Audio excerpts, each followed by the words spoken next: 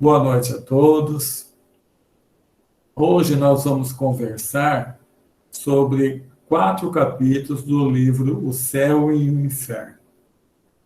Então, se vocês tiverem alguma pergunta, quiserem colocar no chat enquanto nós estamos falando, aí o Donizete, por gentileza, leria para nós. Então, no final, nos últimos 15 minutos, nós abriremos para o debate. Então, vamos começar. O inferno. Em todos os tempos, o homem acreditou por intuição que a vida futura deveria ser feliz ou infeliz, em razão do bem ou mal que se faz nesse mundo. Então, mesmo os espíritos ainda bastante primitivos, eles tinham uma noção de que a forma com que eles viviam nessa terra repercutiria do lado depois da morte. Eles não tinham ideia de como se dava, mas eles tinham uma noção de ser feliz ou infeliz de acordo com o tipo de vivência que eles estavam tendo. Não podendo conceber senão o que via, o quadro que se fez da vida futura não é senão reflexo dos males da humanidade, mas em mais larga proporção. Então, vamos continuando. Assim, reuniu todas as torturas, todos os suplícios, todas as aflições que encontra sobre a terra. É assim que nos climas quentes imaginou um inferno de fogo, e nas regiões boreais o inferno de gelo. Então, ninguém pensou num sofrimento moral, um sofrimento de culpa, um sofrimento de ódio, de desejo de vingança, e sim baseou-se inteiramente, de acordo com o que se conhecia no passado, de um inferno de penas totalmente materiais. Então, por exemplo, por que foi todos os infernos de todos os povos antigos citavam o fogo? Porque o fogo era considerado a maior dor que uma pessoa podia passar era ser queimado. Então, por isso que constou-se o fogo. Onde está situado o inferno? Então, as religiões colocaram o inferno, todas as religiões do passado, mas eles não sabiam certeza onde que era. Então, alguns doutores que foram estudar isso dentro da igreja colocaram que estavam nas próprias entranhas aqui da Terra, né? Os lugares bem baixos aqui da Terra, ou então no centro da Terra. Outros, não sei em qual planeta. Então, eles não tinham uma noção clara de onde estaria esse inferno. A única coisa que se afirma é que o inferno, em qualquer lugar que esteja situado, é um mundo de elementos materiais, mas sem sol, sem lua, sem estrelas, mais inóspito que as partes mais inabitáveis deste mundo. Então, nas descrições que se fazia do inferno, não se sabia onde era, mas é um mundo muito ruim, muito feio, e que não tinha sol, não tinha lua, nem estrelas. Aí, Kardec coloca, de uma forma bastante didática, uma comparação entre o inferno pagão, que vem lá de Homero, na Grécia, Virgílio, em Roma, que Homero, na descrição que ele faz da Odisseia de Homero, né, que vão mostrar como era o entendimento do inferno do lado pagão. E tem um livro de Fénelon, que Kardec utiliza mais no livro Céu e Inferno, porque os outros eram através de poesia, é mais difícil. Fénelon fez uma continuação da Odisseia de Homero, com um personagem chamado Telêmaco. Então, Telêmaco, ele entrava nos infernos e ia descrevendo como que eram os infernos. Então, o inferno cristão, os teólogos que criaram como seria o inferno cristão, basearam-se no inferno pagão. Comparando-os, neles se encontram, salvos detalhes, numerosas analogias, muitas coisas parecidas. Em um e outro, o fogo material é a base dos tormentos, porque é o símbolo dos mais cruéis sofrimentos. Mas, vamos dizer, no inferno cristão ainda tem uma coisa mais complicada ainda. Por quê? Porque lá o fogo realmente é uma coisa que provoca maior dor, maior sofrimento. Mas uma pessoa que ia numa fogueira, por exemplo, na Inquisição, quanta gente não foi para a fogueira, né? Mas durava ali 1, 2 minutos e consumia a pessoa, até um pouco mais, não sei, mas consumia. Então, eles tiveram que inventar uma teoria do seguinte, que era um fogo que queimava e não consumia a pessoa.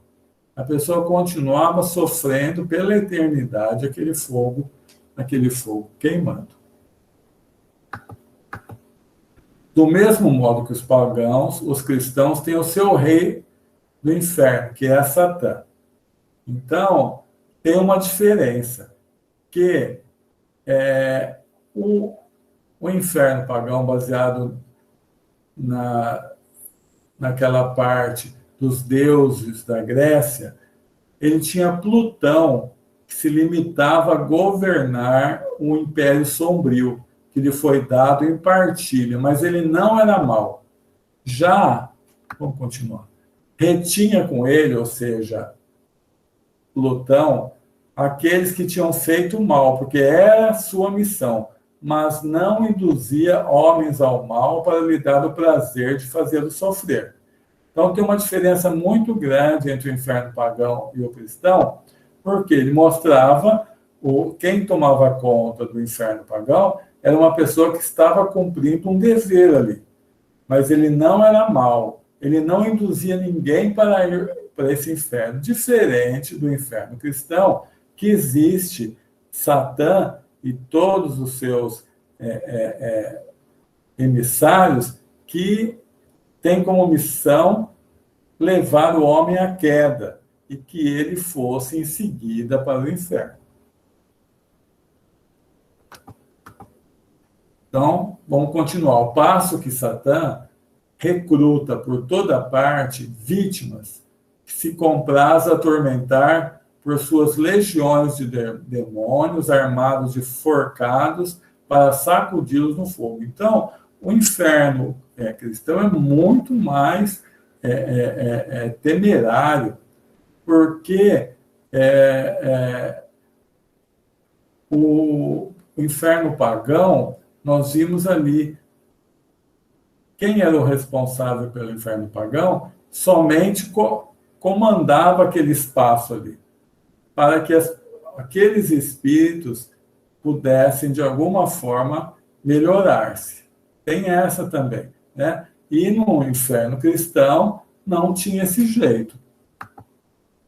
Tem-se mesmo discutido sobre a natureza desse fogo que queima sem cessar os condenados, sem jamais consumi-los. Já falamos isso. Os cristãos sempre têm, sobre muitos pontos, exagerado o inferno dos pagãos. Então, eles usaram o inferno lá da Odisseia de Homero e da obra de Fénelon para deixá-lo muito mais grave. No Tártaro, que é o inferno pagão, com efeito, vêm-se os culpados torturados pelo remorso, sempre em razão dos seus crimes e de suas vítimas, oprimidos por aqueles que oprimiram em suas vidas. Então, Kardec, nesse capítulo, ele faz uma descrição bastante detalhada desse livro de Fénelon, que vai trazer esse personagem Telêmaco entrando pelo inferno. E olha, é muito parecido, por exemplo, com as obras de André Luiz, principalmente a obra Libertação. A obra Libertação. Por quê? Vamos continuar aqui, o próprio texto já mostra. Então, no inferno pagão, são vistos pessoas fugirem à luz que os penetra e procurarem em vão escapar aos olhares que o perseguem. Nós vamos ver na obra de André Luiz que muitos que estão no nosso lar, muitos que estão no umbral, estão fugindo da luz. Por quê? Eles tinham uma imagem aqui na Terra, que eles cultuavam, mas por dentro, eles tinham muitos defeitos que ninguém sabia, mas eles tinham. Quando chega no plano espiritual, as pessoas conseguem detectar até o nosso pensamento lá. Então, não tem como nós sermos hipócritas, porque ficamos, entre aspas, transparentes para todas as pessoas. E muitas dessas pessoas fogem para o umbral para que outras não vejam as suas imperfeições. Então, o que parece, pela descrição que tem do inferno pagão no livro Céu e Inferno, que quem escreveu essas obras bem lá atrás, ele devia ser médium, e durante o período de vigília, como médium, ou então no sono, ele foi levado no plano espiritual, porque as descrições que ele faz não é tão diferente das que André Luiz faz, principalmente no livro Libertação. O orgulho é aí rebaixado e humilhado. Todos são punidos por suas faltas. Para algum, basta entregá-los a si mesmos, porque se julga inútil acrescentar-lhe outros castigos. Olha como que é. Não tem ninguém levando a pessoa a um sofrimento. Eles falam assim, deixa ele com a sua própria consciência, porque a própria consciência vai fazer com que ele se torne, primeiro se arrependendo, depois procure se tornar melhor. Então, o inferno pagão, ele tinha bastante consonância com o que nós vemos na obra espírita, principalmente de André Luiz. Já o inferno cristão não tem nada para se comparar. Vence almas com seus corpos fluídicos e não homens retomarem seus corpos carnais para sofrerem materialmente, nem o fogo penetrando sua pele sem o consumir. Então, mais uma razão. No inferno pagão, as pessoas estão com o corpo espiritual, o perispírito, e tem todas as dificuldades no corpo espiritual. Já no inferno cristão, no julgamento, estão lá todos dormindo. Né? No julgamento, os que foram considerados bons vão para o céu, o próprio corpo reavém, aquele corpo que já foi para a natureza, de alguma forma lá que eles não vão saber explicar, volta a existir, eles vão para o céu. Aqueles que não vão para o céu vão com aquele corpo todo, já bastante complicado, esse próprio corpo, para o inferno. Encontram-se ali juízes inflexíveis, mais justos, que proporcionam a pena à falta, enquanto no Império de Satã todos são confundidos na mesma tortura. Então, no inferno pagão, havia uma penalidade de acordo com o que o espírito tinha feito. Então, Fénelon, Telêmaco, que é o personagem, ele se fixa mais nos reis. Então, ele vai procurar um rei lá que ele dá o nome e começa a entrevistar o rei que está nesse inferno, no plano espiritual. Como é que você está? Estou muito mal, porque eu cheguei aqui e toda a glória que eu tinha já não tenho mais. Ninguém me favorece em nada aqui. E o pior para mim, diversos escravos, quando eu morri, foram mortos em glória de Deus. Foram enterrados junto comigo. E esses escravos agora me atormentam, me aprisionam. Então, há uma lógica do que a pessoa fez pelo que ele está sofrendo. Vamos voltar agora aqui. Então, nesse livro Libertação, nós percebemos que também, de acordo com o que está aqui, nós vamos falar melhor disso, como fomos tratar de anjos e demônios. Mas, quando nós vamos ler o livro Libertação, um grupo André Luiz vai com Google mais uma pessoa para trabalhar sobre uma pessoa que está lá, assim, eles vão no plano espiritual, já passa pelo umbral, vão descendo, nas trevas mesmo. E eles vão andando, para chegarem lá, eles tiram toda a luz, e chegaram como anônimos, assim. E numa cidade, lá no plano espiritual menor, que eram comandadas por juízes que faziam julgamentos. Olha, a gente sabe que no plano espiritual não tem julgamentos, né? Quem vai nos julgar é a nossa própria consciência, mas lá existia. E esses juízes estavam há milhares de anos ali. E tinha um sacerdote que coordenava também esse trabalho, chamado Gregório. Essa pessoa, Gregório, ele tinha sido um alto mandatário da igreja, mais ou menos há 1.400 anos, por volta de 560, 600 dessa era. E olha, ele estava lá até hoje. Então, por que esses espíritos muito inteligentes, eles ficam numa situação dessa para provocar o mal? De onde sai de onde eles caíram para que eles entrassem numa situação, mesmo estando no plano espiritual, não conseguem compreender a vida real, não conseguem compreender a necessidade de mudança. É puro orgulho.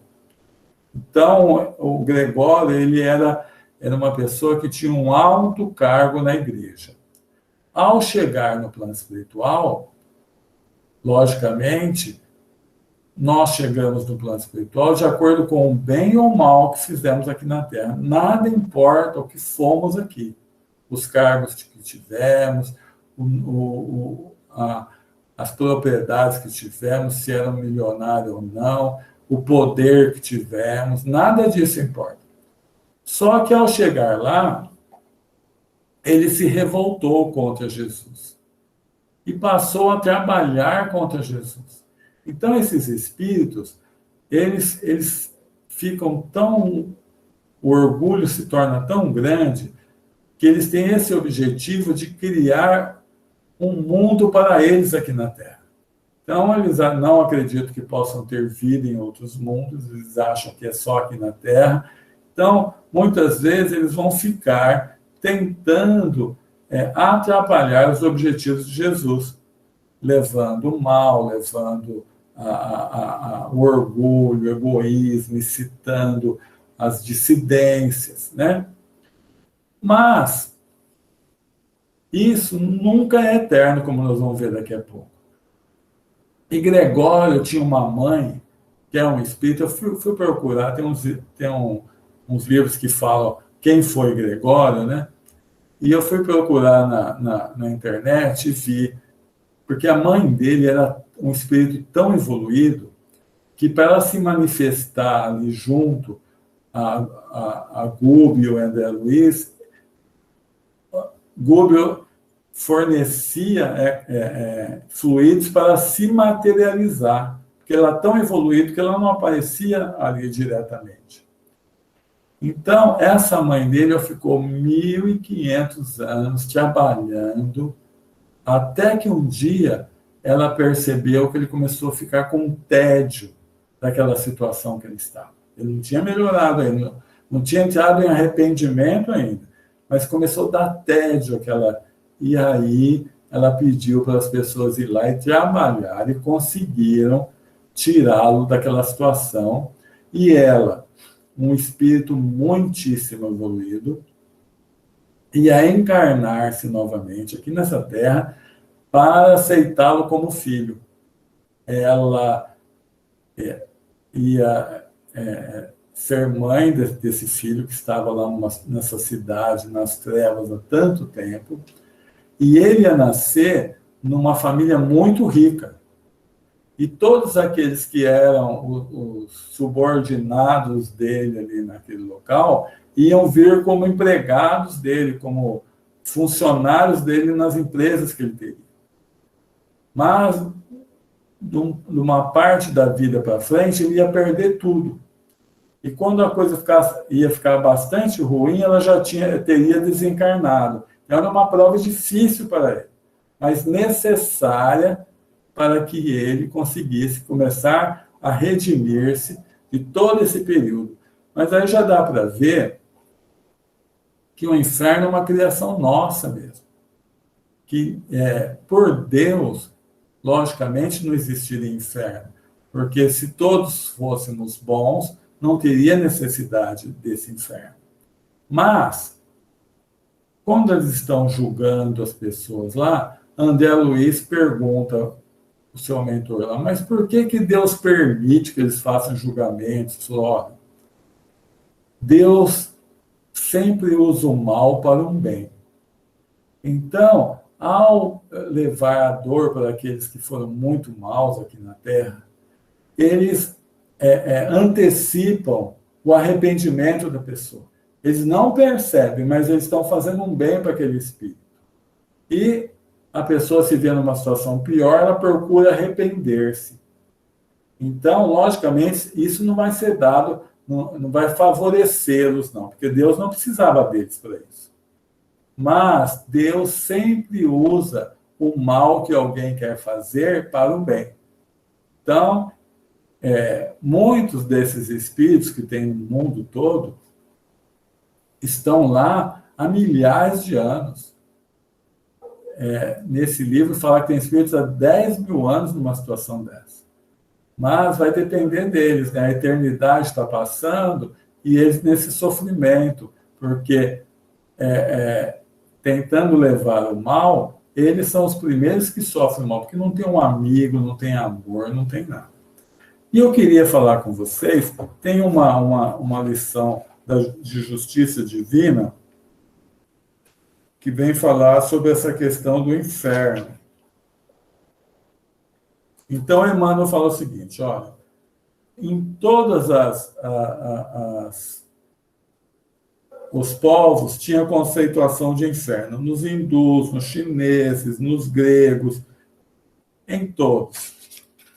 Mas o que é importante a gente perceber é que ele vem falar assim, ó, não ignoras que os sistemas de castigo mentalizados para depois da morte obedecem a idiosincrasias de cada povo. Cada povo imaginava, como nós vimos lá no início, um inferno de acordo com o que ele achava muito ruim acontecer. Obedece a idiosincrasia de cada povo, apresentando, por isso, variedades multiformes, diferentes tipos de inferno. E sabemos igualmente, na doutrina espírita, que existem outros infernos exteriores a cercar-nos na Terra, entre os próprios espíritos encarnados. Olha o que ele fala, entre nós aqui encarnados também existe inferno. Não longe de nós, vemos o inferno da ignorância, em que se debatem as inteligências sequiosas de luz. O inferno das necessidades primárias, absolutamente desatendidas. O inferno dos entorpecentes, o inferno do lenocídio, o inferno do desespero e o inferno das crianças desamparadas. Todos eles gerando suplícios da sombra e da loucura, do pauperismo e da enfermidade, do abandono e da delinquência.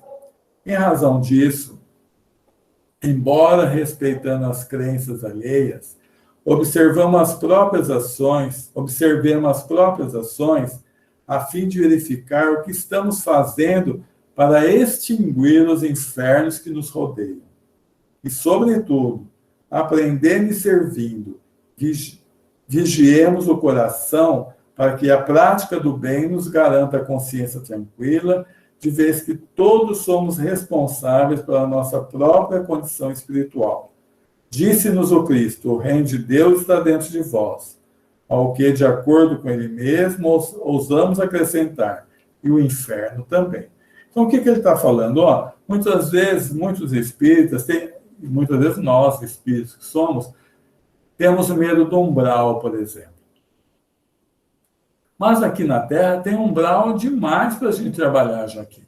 Como ele falou, o umbral dos desamparados, o umbral daqueles que erraram na vida, o umbral daqueles dependentes químicos. Tem muitos infernos aqui nessa vida para a gente trabalhar.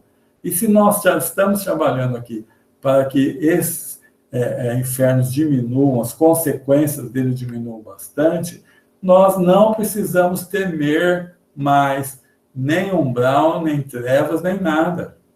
Porque se nós chegarmos de consciência mais ou menos tranquila no mundo espiritual, ainda que, pudéssemos chegar no umbral, a gente vai falar, não, eu vou continuar trabalhando, eu já estou acostumado a trabalhar no umbral. Eu vou procurar fazer o bem para as outras pessoas. Então, não é que nós vamos chegar no umbral para sermos, de alguma forma, punidos pela nossa própria consciência. Nós vamos ter condição de trabalhar e fazer o bem. Então, é muito importante o trabalho aqui já nessa vida. Então, vamos conversar um pouquinho agora sobre o purgatório.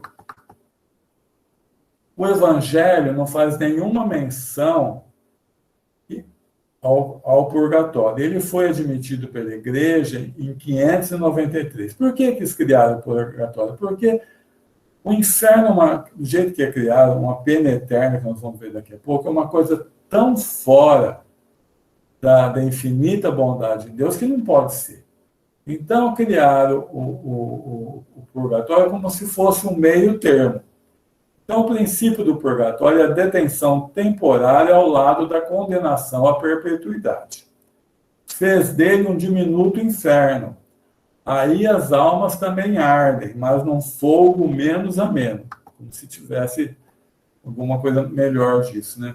Sendo o progresso inconciliado com os dogmas das penas eternas, as almas não saem do purgatório em consequência de seu adiantamento, mas pela virtude das preces que dizem ou que fazem dizer em sua intenção. Então, ao criar o purgatório, eles ficaram com um problema danado também. Foi uma coisa que amenizou. Mas, se o purgatório dependesse do progresso dos espíritos que estavam lá no purgatório, o que ia acontecer? Haveria o progresso. E o progresso é inconciliável com o dogma das penas eternas. Então, inventaram o seguinte, que ele sairia do purgatório para o céu baseado nas preces que fossem feitas por eles, ou então em sua intenção. O que é sua intenção? Mandando rezar missas. E isso gerou um problema danado, como o Kardec falou. Se o primeiro pensamento foi bom, o abuso através das preces pagas tornou-se uma mina mais produtiva que o inferno. Então a igreja começou vendendo indulgência, né, pedacinhos no céu, para que quando a pessoa chegasse lá, não fosse para o inferno. E olha o que aconteceu. Foi tão grande esse desequilíbrio que foi a base que Lutero teve contra as indulgências para fazer a reforma. Ele não se conformava de modo nenhum com essa questão de vender indulgência, que ele fez porque fez até gerar a reforma. Mas onde é o purgatório para nós espíritos? O purgatório é nessa vida.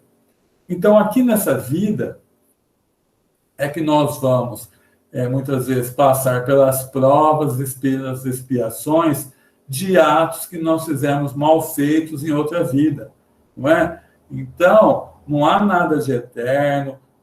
Há, sim, a possibilidade que eu repare os meus maus atos, ou fazendo o bem, que é o melhor caminho, ou, no caso de eu não fizer o bem, pelo sofrimento. Então, a encarnação, a vida aqui na Terra é o purgatório. O lugar do purgatório nunca foi determinado, nem a natureza das penas. Estava reservada a nova revelação preenchida essa lacuna, ou seja, o Espiritismo, explicando-nos a causa das misérias da vida terrestre, das quais a pluralidade das existências podia mostrar a justiça. Então, a justiça, a infinita justiça de Deus é infinita, mas Deus sempre alia a sua infinita justiça à infinita misericórdia.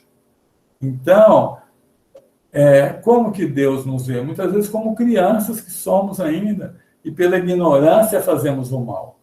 Então, ele nos dá novas oportunidades de voltar nessa vida, de alguma forma, muitas vezes, contrária àquele meu problema. Por exemplo, se eu abusei muito da riqueza, a chance de eu nascer numa extrema pobreza é grande. Não para me punir, não, mas é o melhor jeito para que eu aprenda a necessidade de não querer só para mim. Se eu escravizo pessoas, como houve a escravidão no Brasil, por exemplo, a chance grande, na próxima vida, eu vir escravo. Castigo? Também não, porque é o melhor jeito de eu aprender o valor da liberdade eu a perder. Então, o purgatório é aqui na Terra mesmo. Aí nós vamos falar um pouquinho da doutrina das penas eternas, ou seja, do inferno pelo resto da eternidade. A crença na eternidade das penas perde, daí Kardec falando em 1800 e perto de 1860. A crença na eternidade das penas perde cada dia tanto terreno que, mesmo sem ser profeta, cada um pode prever-lhe o fim próximo. A doutrina das penas eternas, como a do inferno material, tivera sua razão de ser, quando este temor podia ser um freio para homens pouco avançados, intelectual e moralmente. Então, nós vamos percebendo que as coisas têm uma razão de ser. Então, essa noção de inferno que foi passada bem lá atrás, lá quando foi colocado, tinha uma razão de ser, que nós, que naquela época estávamos naquele mesmo nível de evolução, nós necessitávamos de uma doutrina que nos impusesse um medo, porque só pelo medo nós conseguimos segurar um pouco o nosso desequilíbrio. Então, esta noção de inferno tão injusta, aqui, dentro do que nós já concebemos hoje, foi necessária naquele período. Então, quanto mais os homens estão próximos do estado primitivo, tanto mais são materiais. Nessa época, acredito que Deus não é poderoso, senão pela força material. Não compreende a força moral. Então, não podia se falar num Deus bondoso, misericordioso, infinito de compaixão, porque as pessoas só acreditavam num Deus poderoso, tipo o Deus dos exércitos dos judeus, que chegavam e ajudavam e mandavam destruir outros povos. Mas um Deus bondoso, um Deus Pai, como Jesus veio trazer, naquela época, eles não iam acreditar que pudesse ser Deus. Um Deus de mansuetude e de misericórdia não seria um Deus, mas um fraco, que não poderia se fazer obedecer. A vingança implacável, os castigos terríveis, eternos, não tinham nada em contrário com a ideia que faziam de Deus. Para tais homens, seriam preciso crenças religiosas assimiladas à sua natureza ainda rude. Então, naquele tempo, era necessário, porque só assim eles iriam temer alguma consequência dos atos que faziam. Então, Kardec até fala, ó, não censuremos, pois, a Moisés, pela sua legislação dacroniana. Então, de Moisés, nós temos a parte divina, que são os 10 mandamentos. Mas a parte civil é extremamente dura, nós já falamos aqui na Gênesis.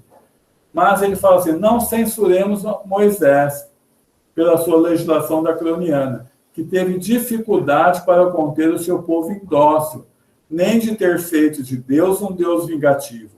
Era necessário naquela época. Então, se não fosse o Deus dos exércitos, queriam fazer eles ganhar as batalhas, não seria Deus. Eles iam buscar um daqueles muitos deuses que existiam em outros povos, nos romanos, por exemplo, que iam favorecê-los e eles ganharem as guerras, por exemplo. Então, por isso que Moisés teve que fazer isso. Quando Jesus veio, pôde anunciar um Deus clemente, falar de seu reino que não é deste mundo e dizer aos homens, amai-vos uns aos outros e fazei bem aquele que vos odeia. Ao passo que os antigos diziam, olho por olho, dente por dente.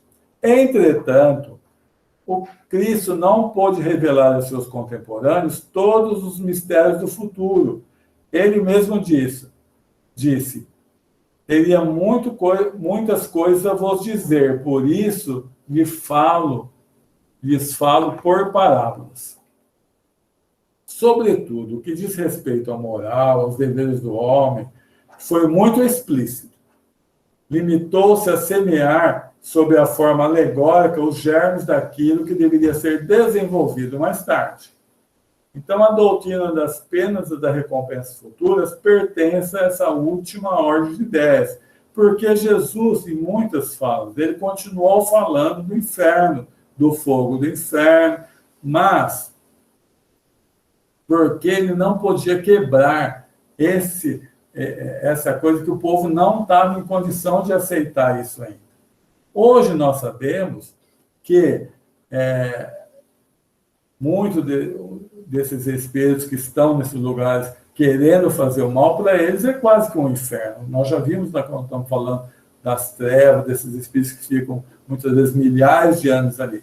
Mas todos esses, um dia, se cansam daquela situação e são ajudados pelos emissários de Jesus a sair daquele desequilíbrio que eles viviam. Então, foi por isso que Jesus não abriu mais sobre isso daí. A respeito das penas, sobretudo, eu não poderia romper de repente com as ideias recebidas. Prometia o reino do céu aos bons. Esse reino, pois, estaria interditado aos maus. Para onde eles iriam? Então, esses tempos agora, não sei se é verdade isso. Falaram que o atual Papa chegou a falar que não tinha mais inferno. Aí perguntaram para ele, mas os maus, para onde vão? Pronto, eles não caram ele. Ele falou, não, esses vão desaparecer. Por quê? É o mesmo dilema que está ali com Jesus teve. Se Jesus falou, ó, os bons vão para o céu, para onde vão os maus? Vão desaparecer? No pensamento de Jesus, o pensamento do fogo no inferno não podia ser, pois, senão uma figura que deveria servir de freio, pois sabia que o tempo e o progresso se encarregariam de fazer compreender o seu sentido alegórico. O Espírito de verdade viria esclarecer os homens sobre todas as coisas. Então, ele já prometeu que ia mandar o Espírito de verdade, o Consolador prometido, para reaver muitas coisas que as pessoas iam esquecer e para ensinar coisas que aquele povo não estava, nós naquela época, né, não estávamos preparados para receber ainda. A crença na eternidade das penas materiais permaneceu como temor salutar até que os homens estivessem no estado de compreender a força moral, a força do amor. Se durante um certo período da humanidade o dogma da eternidade das penas pode ser inofensivo, salutar mesmo, nós vimos para segurar um pouco o desequilíbrio, chega um momento que se torna perigoso. Por que se torna perigoso? Então, vamos ver. Imposto como uma verdade absoluta, o dogma das eternidades das penas faz mais materialista e ateus do que todos os filósofos. Porque a hora que você fala com uma pessoa que tem um pouquinho mais de instrução, que alguém que errou nessa vida vai ser condenado pela vida eterna, o que faz com que... eu não acredito em Deus, não acredito em nada de religião. Porque se nesse mundo nós somos muito imperfeitos.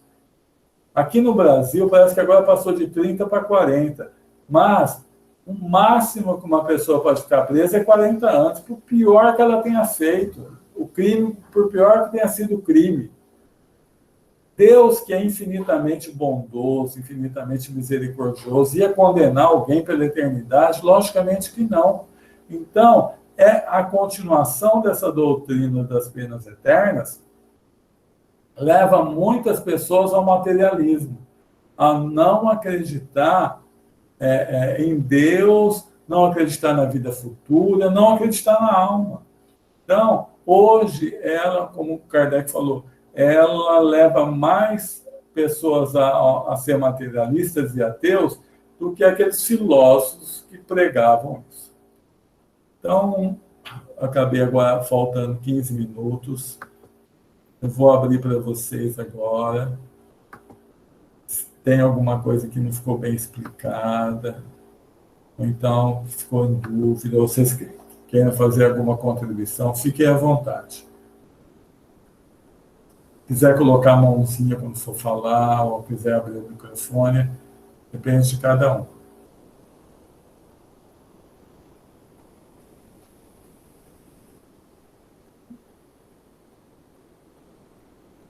Enquanto o pessoal pensa, Edson, Pois não, Pedro. Muitos espíritos fazem críticas às instituições do céu, do inferno, purgatório, mas nós temos que pensar o seguinte, nós estamos no processo evolutivo para tentar entender a vida. Então, essa ideia das igrejas sobre inferno e céu, era uma ideia que nós mesmos, em outras vidas, possuímos. Então, agora, graças à doutrina espírita, nós temos uma outra compreensão. Então, nós precisamos tomar cuidado para não tecer essas críticas, muitas vezes dizendo que é um absurdo, é desproposital, né? Mas era o pensamento que a gente tinha para mentalizar aquilo que existia depois da vida. Porque o depois da vida é invisível, não é concreto para nós. Então, as religiões, as filosofias, as pessoas em geral, só podiam fazer alguma ideia.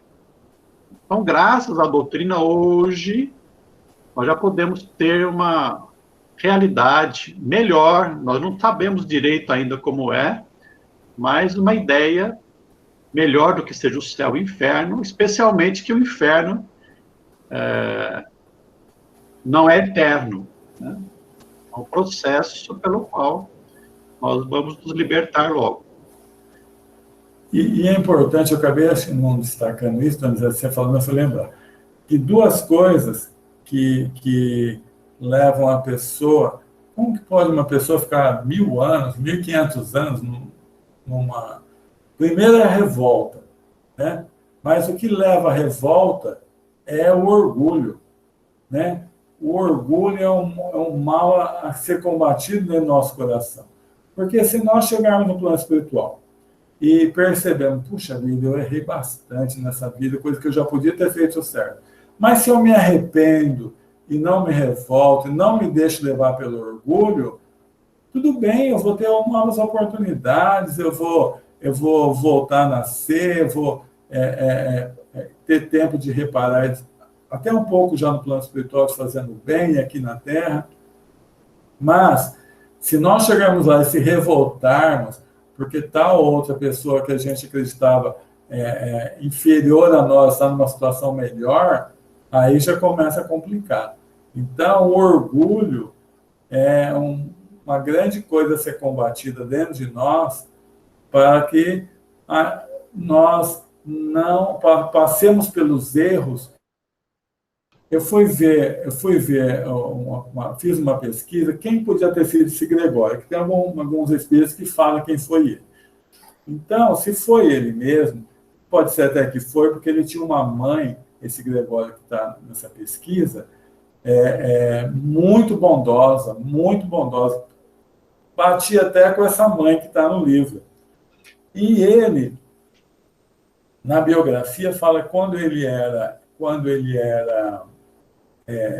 ainda monge, ele coordenava um mosteiro e um outro monge roubou 3 moedas de ouro. E o que ele fez? Ele aplicou como pena a esse monge morrer de fome. Ele fechou o quarto dele, morreu de fome. Quando ele morreu, ele jogou o corpo no lixo. Mas depois ele mandou rezar 20 missas para salvar a alma dele. Então, nós temos que tomar cuidado também dessa questão da gente condenar as outras pessoas. Porque quando eu condeno o outro, eu já estou me condenando também. Então, é importante a gente sempre pensar nisso. Ó. Quanto mais leve eu for com outras pessoas, eu vou ser leve comigo nessa vida e quando chegar para o plano espiritual também. Porque se eu fui leve com outro, eu vou ser leve comigo. Agora, se eu condenei, a chance de eu próprio me condenar fica maior.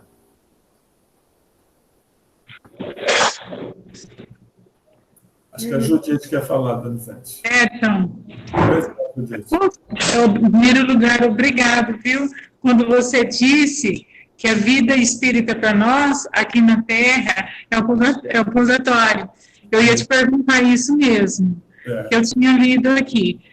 Obrigada. Mas o que eu queria perguntar também é a respeito, no início, quando fala do o quadro do inferno cristão, na página 38. O Kardec, ele faz um rodapé lá. Eu não sei se entendi. Quando ele fala dos demônios, certo? Sobre as religiões. E ele fala de Satã. E eu estava pensando comigo, no dia que eu estava lendo, se o Lúcifer, que é o Satã, ele estava, quer dizer, na mitologia, ele estava no céu, fazia as coisas boas.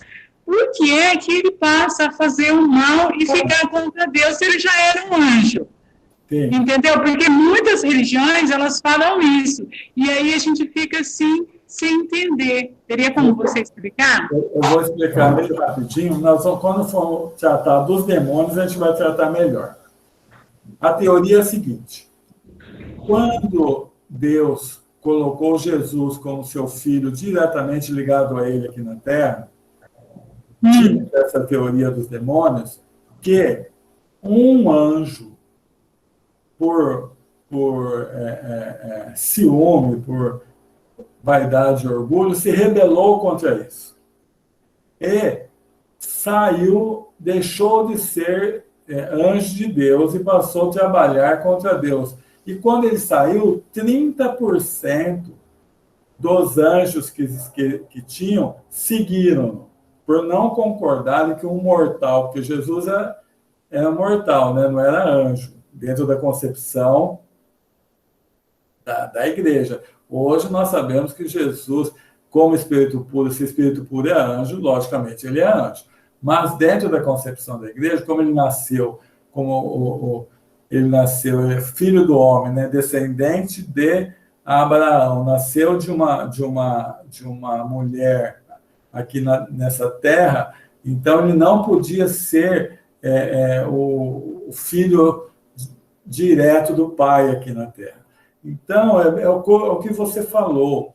Essa concepção é totalmente furada, porque se eram anjos, Deus que fez eles anjos. Não é assim, nós sabemos dentro da doutrina espírita que nós vamos progredindo, até chegarmos pelo nosso próprio mérito a sermos anjos. Mas na conceituação deles, um anjo já era criado perfeito.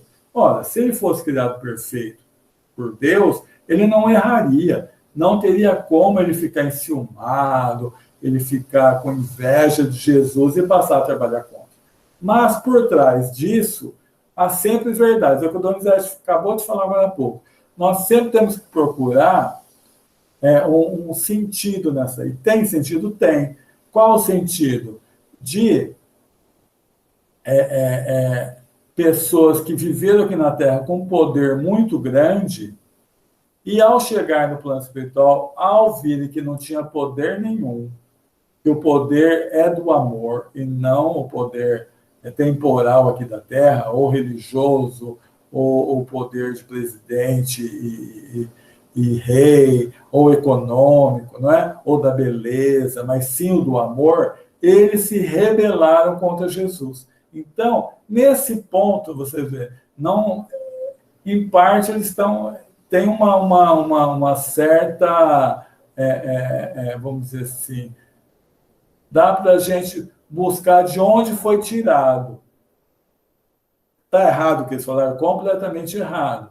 Mas essa noção de que esses espíritos que mais trabalham contra Jesus aqui na Terra são aqueles que se revoltaram porque achavam que, chegando no plano espiritual, eles tinham que continuar com as mesmas prerrogativas que tinham aqui na Terra.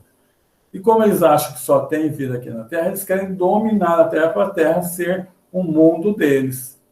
Então eles falam, deixa os eleitos. O Gregório, no livro, ele fala, eu sei que tem o céu, mas deixa Deus e Jesus com os eleitos, nós vamos dominar a Terra. O pensamento deles é esse. Já que nós não fomos para o céu, porque não nos vemos mérito, que eles acham que foram injustiçados, pronto, nós ficamos com a Terra.